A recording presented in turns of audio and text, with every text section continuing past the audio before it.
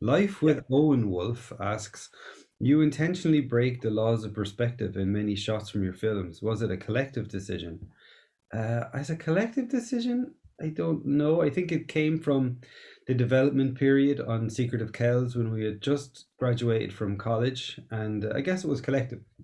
In that, the whole group of us who were working together at the time in Cartoon Saloon were really looking at what could hand drawn animation do that CG couldn't, and what was how could we like we loved there was an unfinished masterpiece by Richard Williams called The Thief and the Cobbler that was very inspired by Persian miniatures, for example, and they really played with perspective there. And we all loved comic books and illustration, and we wanted to sort of bring the the language of illustration to our films and make a virtue of the fact that the films were hand drawn, and that in hand drawn animation you're just as closely aligned to the history and language of drawing and illustration and comics and painting as you are to cinema and the history of photography and film.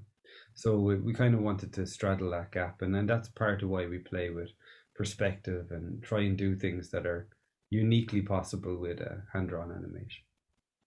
Yeah, I actually also have a couple of thoughts on that same idea. I mean, one of the things I love about the work that you do is, and I like the way I've heard you put it that way before, talking about the language of illustration.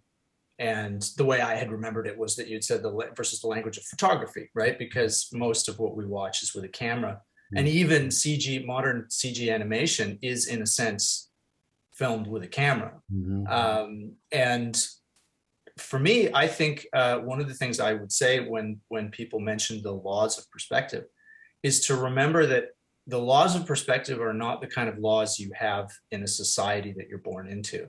They're the kind of laws that you choose to follow if you join a voluntary club, No, right?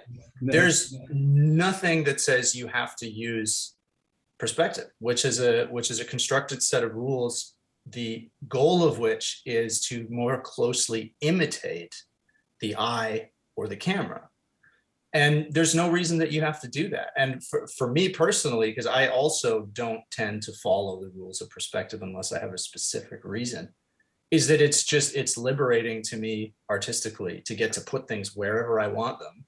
mm-hmm. But also, it calls back to older art forms from the days before anybody invented perspective, because perspective is the new kid on the block, really.